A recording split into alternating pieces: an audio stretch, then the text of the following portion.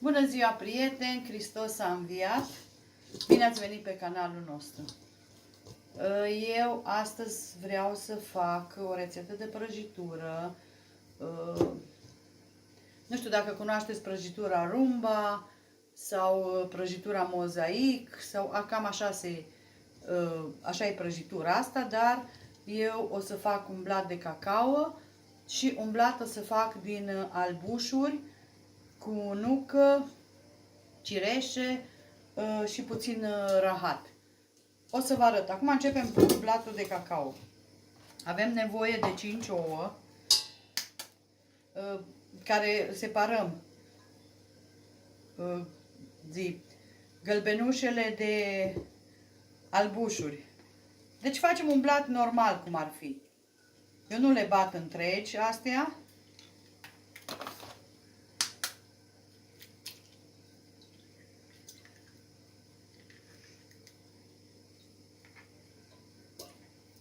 Două.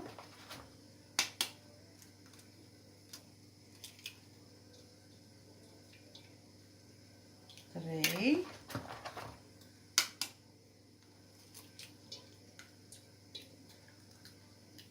Patru.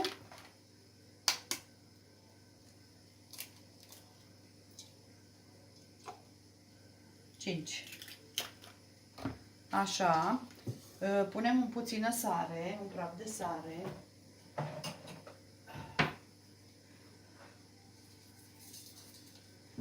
Și le punem la robot și le batem.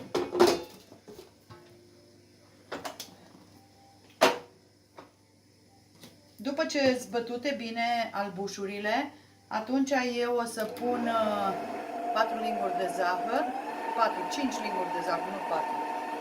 Deci, normal e blat din 5 ouă, 5 linguri de zahăr, 3 linguri de ulei, 5 linguri de făină și o lingură de cacao.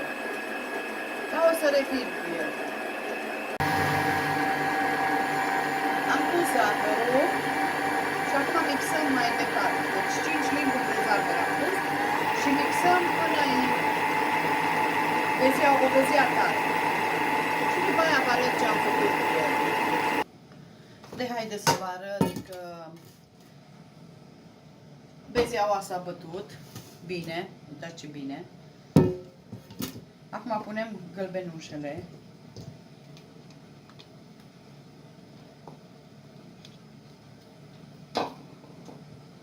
Amestecăm.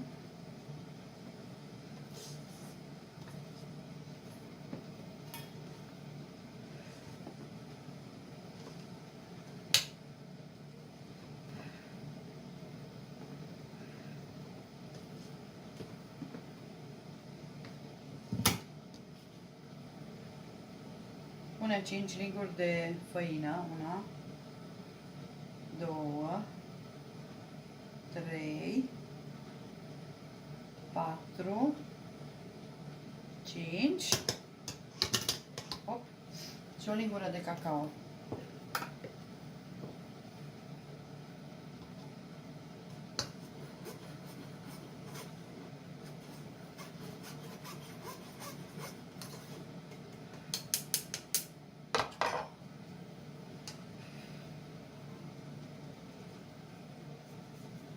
Așa.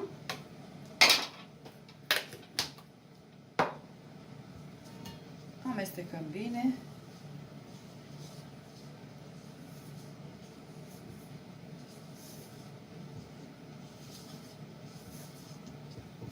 Punem și 3 linguri de ulei. Da? 2, 3.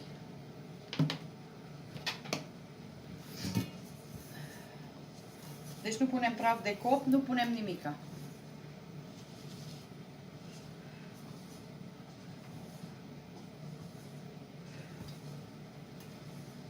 Nici bicarbonat, nici praf de cop, nimic, nimic.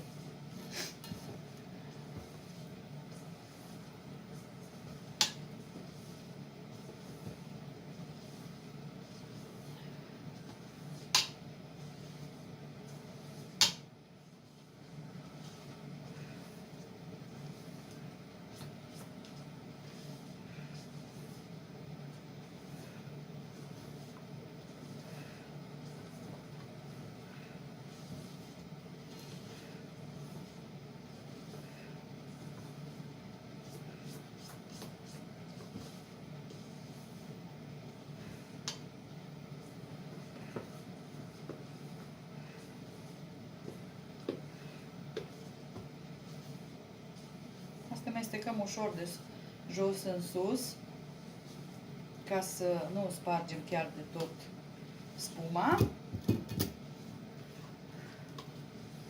Ok. Acum punem o tavă. Eu am o tavă de 30 pe 40 și în asta coc.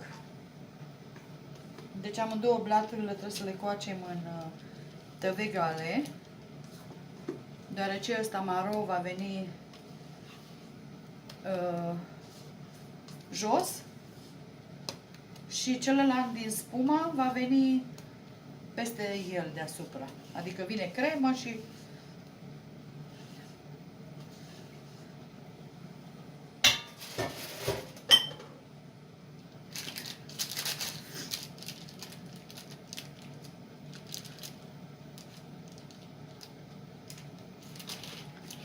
întindem cât de cât uniform.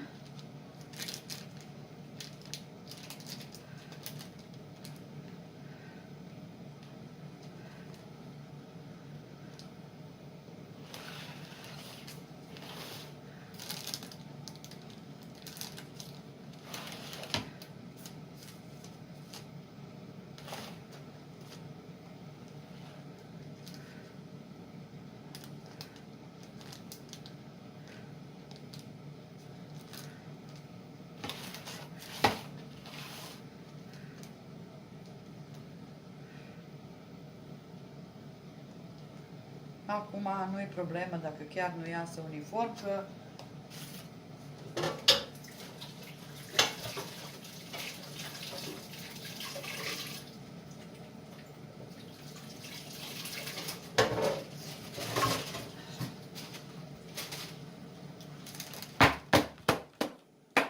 dăm cu el de masă puțin și le introducem la cuptor.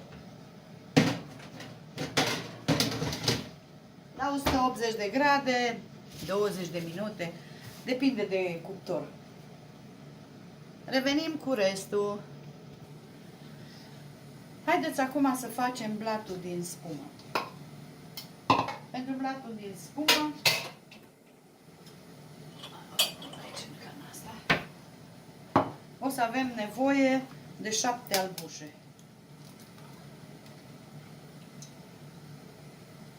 Una,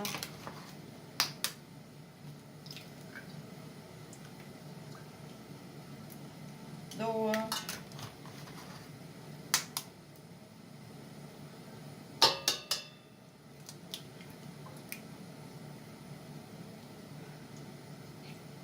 trei,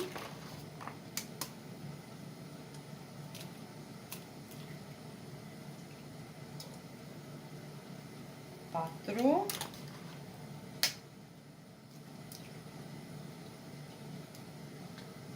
5,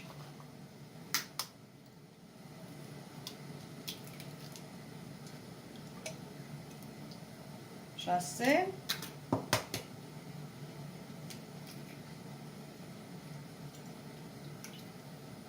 7.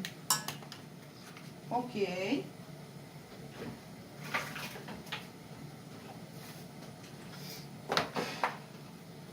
Deci 7 albușe, punem puțină sare și aici și punem la bătut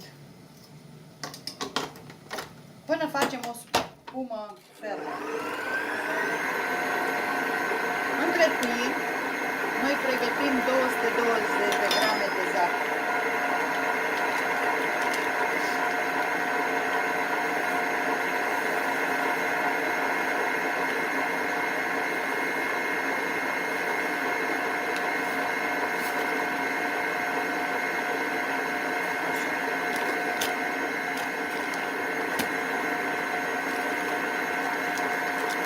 Zahăr vanilat.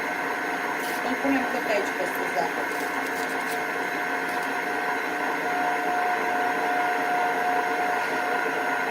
Acum lăsăm să se bată spuma bine și revin. Uitați că l-am pus acolo foarte bine să o pot. Deci foarte, foarte bine. Acum lăsăm la răcit și după aia va răciva.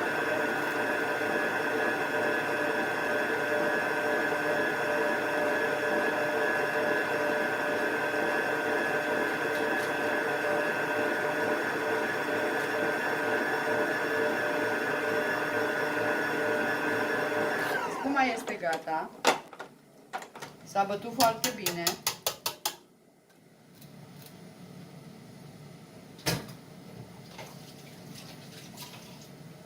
Așa.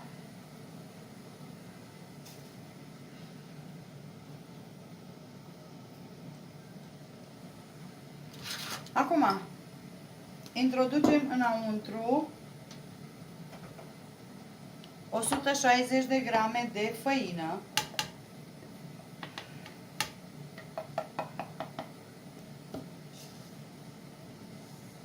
Amestecăm ușor, stați că trebuie să vin în partea asta ca să vă arăt.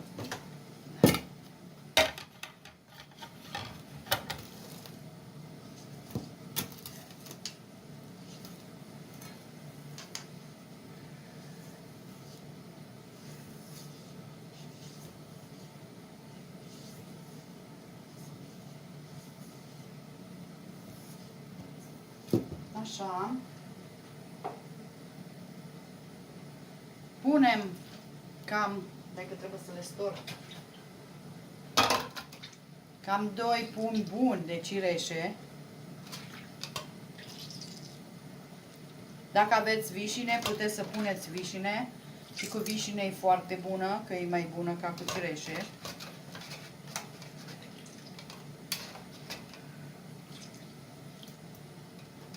Așa.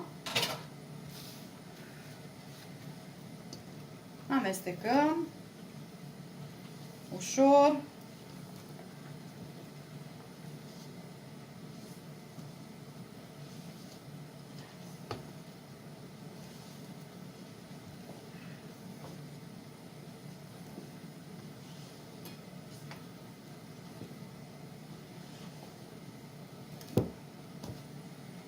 Ce mai punem? Punem 100 de grame de migdale măcinate sau nucă.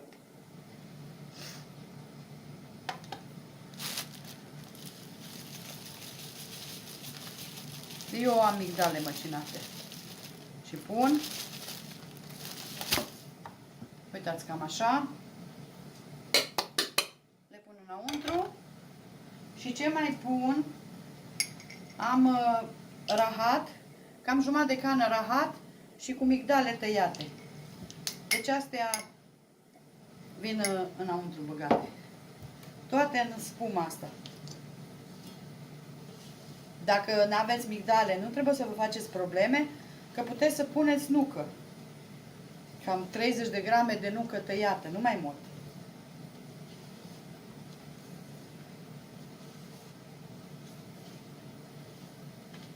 Deci, cireșe, să zic cam 200 de grame de cireșe sau vișine.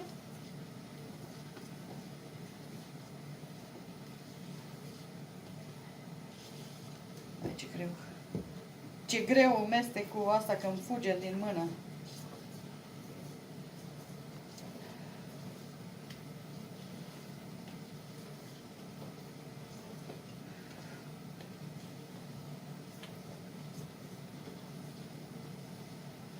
Și rahat iară la fel, la rahat, asta la preferință 4-5 bucăți le tăiați, să zic 50 de grame, mai mult nu. Așa, acum le punem tavă la fel, 30-40.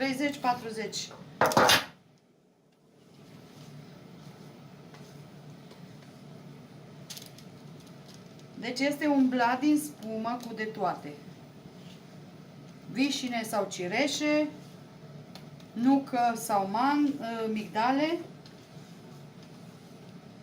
rahat, migdale tăiate și cam atât. Zahăr, făină, cam atât. Deci nu vine praf de coc, nu vine nimic. Ăsta îl întindem și îl coacem la 170 de grade. Proba scobitoarea, dar și proba ca să primească o culoare frumoasă așa deasupra.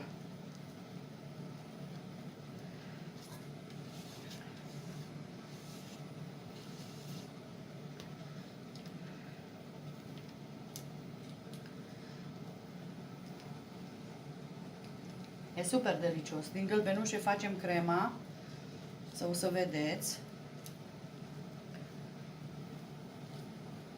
Și deasupra peste blat o să-i facem o glazură când punem.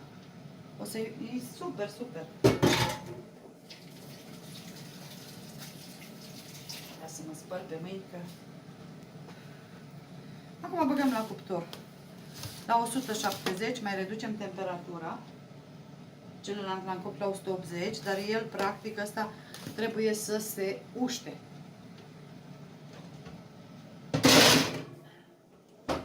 Revin cu el când e copt.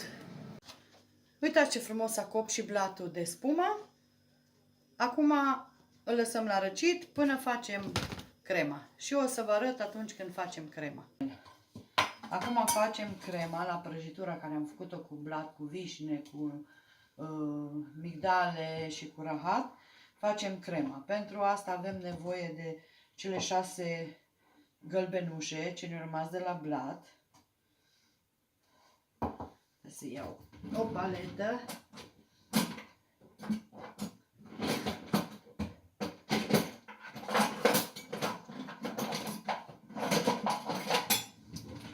Așa.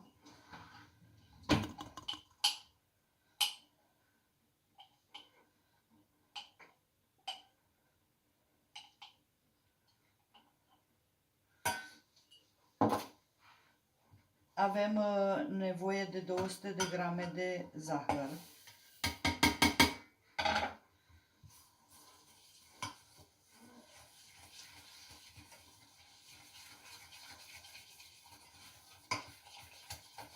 Frecăm puțin.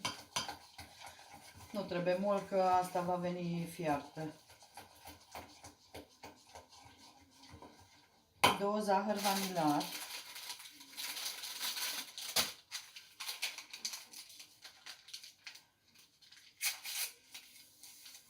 Asta vine o cremă de vanilie super bună. Așa, și ce mai avem nevoie de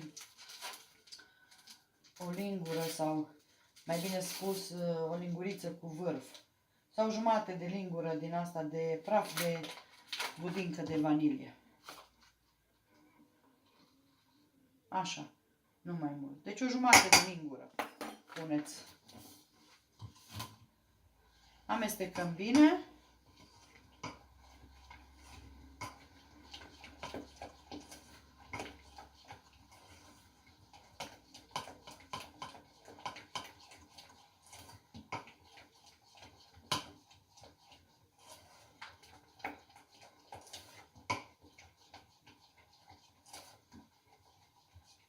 Așa, și punem 300 de lapte.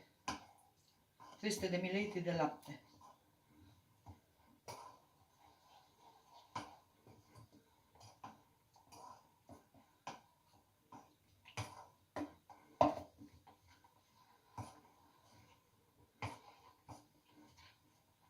Acum mergem la cuptor și fierbem crema.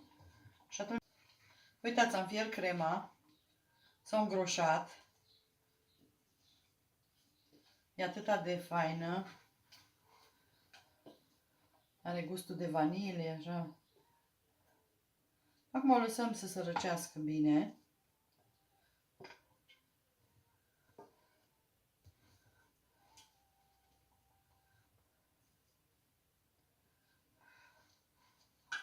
Așa. Punem folie pe ea. Că are budincă. Și punem direct pe ea ca să nu se usuce.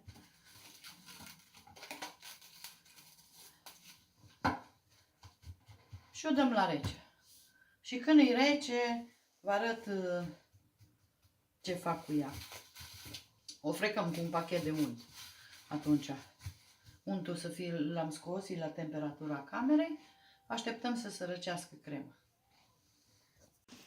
Haideți, prieteni, să terminăm crema la prăjitura cu ce am făcut blatul cu vișine și cu... Eu o să pun untul Untul este la temperatura camerei. Eu o să-l pun în mixer ca să-l bată bine. Așa. Unde e paleta?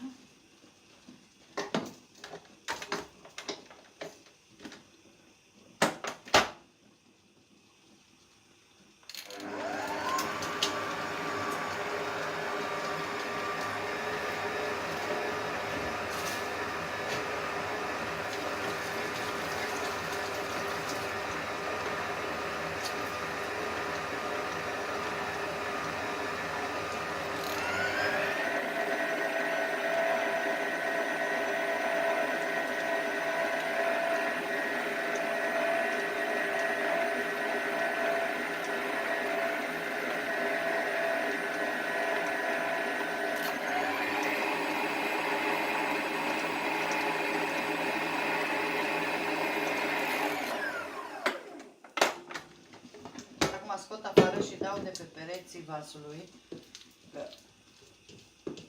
Mixerul meu, bolul e prea mare și nu ajunge chiar până jos, dar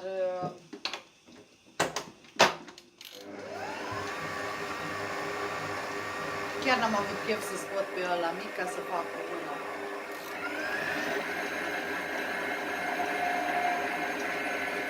Acum punem din cremă.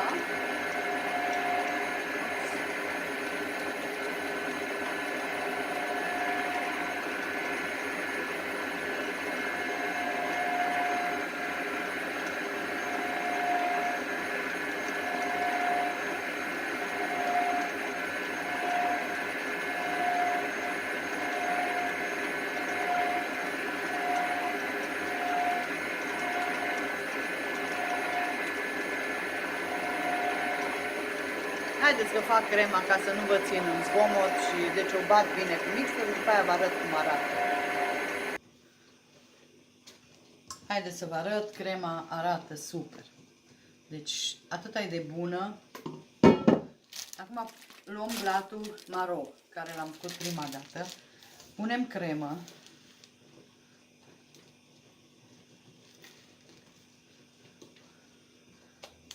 Aici punem mai multă cremă. În celălalt nu ne trebuie atâta, că acolo vine și glazura.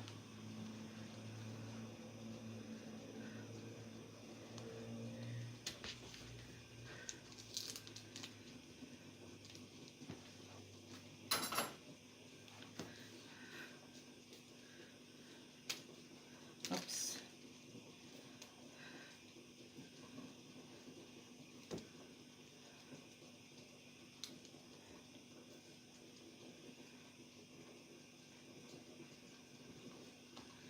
Deci arată super, super. Arată.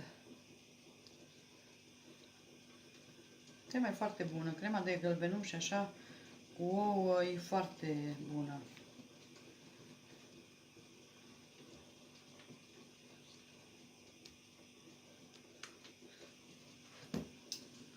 Așa. Și acum luăm încet și punem blatul cu vișine. Punem peste.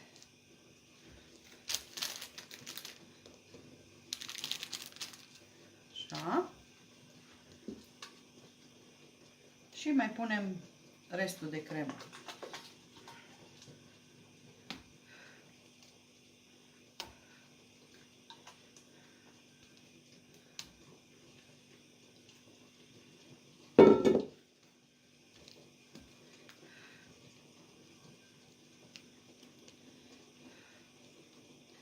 Asta nu trebuie un strat gros. V-am zis că aici vine și glazură.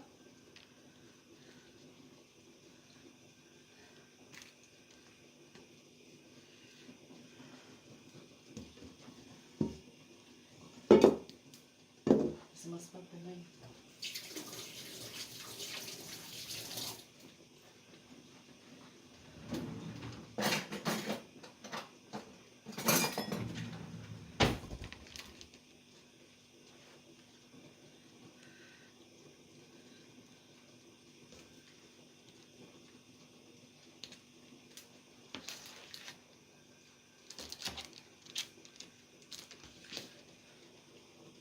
Așa ca să vedeți.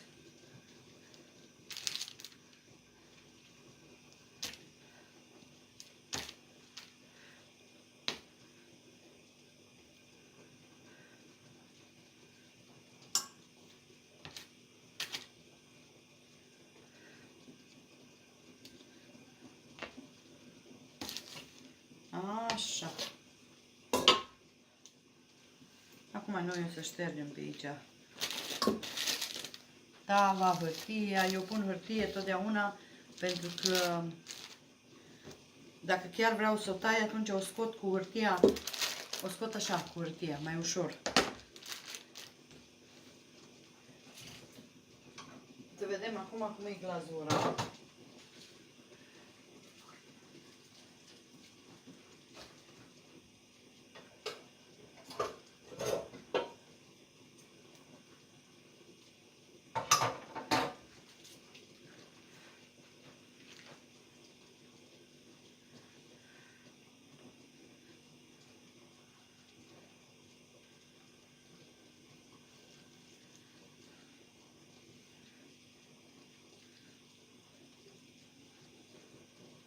Glazură, eu am făcut, ca să vă spun, la 200 de ml de frișcă, am fiert-o. Eu mai am la prăjituri glazură pusă.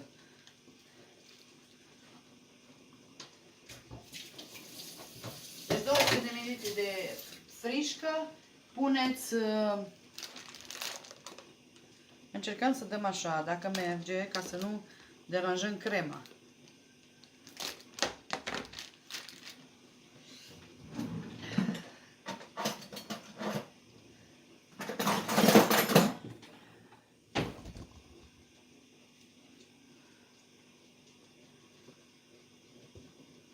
Nu are nimica dacă ajungem chiar puțin la cremă, că noi mai punem ceva deasupra decor și nu se vede. Acum noi o facem pentru familia noastră, deci nu o facem una când faci de vânzare și vrea clientul să fie perfect, ce alta când o faci pentru familie.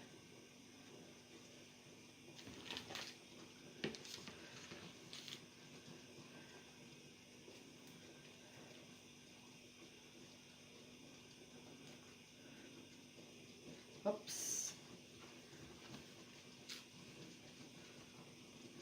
Na, când o faci de vânzare, atunci clar că trebuie să fie perfectă. Ca să fie clientul mulțumit. Dar așa, când faci pentru familie, se acceptă și defecte.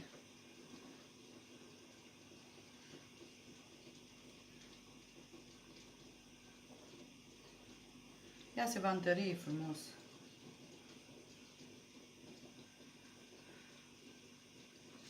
Așa. Eu acum o să pun... Să mă gândesc ce să pun deasupra. De ciocolată nu.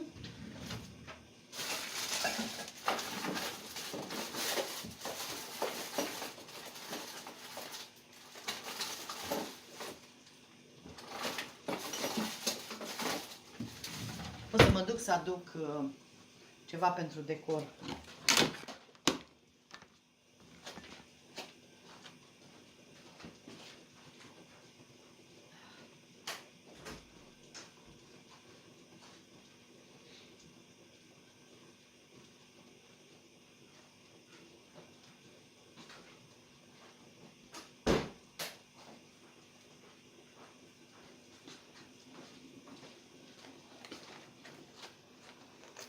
Uitați, am așa,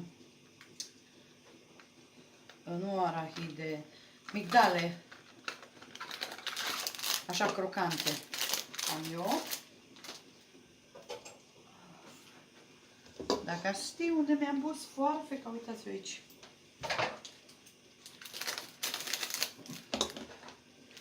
Și pun din astea ca să arate mai...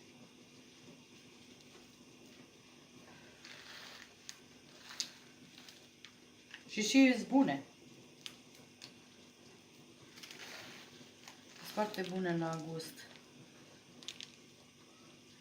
Eu folosesc mult din astea. Și la torturi, așa, pentru decor.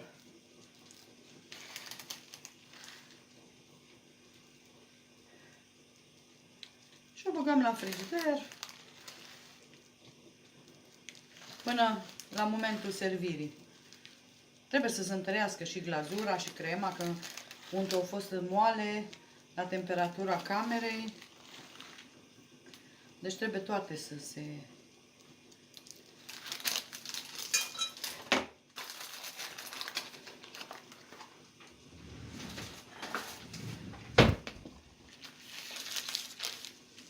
Deci eu vă spun că e o prăjitură super, super. Așa arată. O să iau telefonul și o să vă fac mai de jos poza, deci de pe masă, că se vede mai bine. Așa arată prăjitura mea. Blat de cacao și blat cu nucă, cireșe, ce-am mai pus, rahat, migdale. Deci așa arată. Este super, super delicioasă. Mâine când o tai, atunci o să vă arăt secțiunea. Vă mulțumesc! O zi bună vă dorim!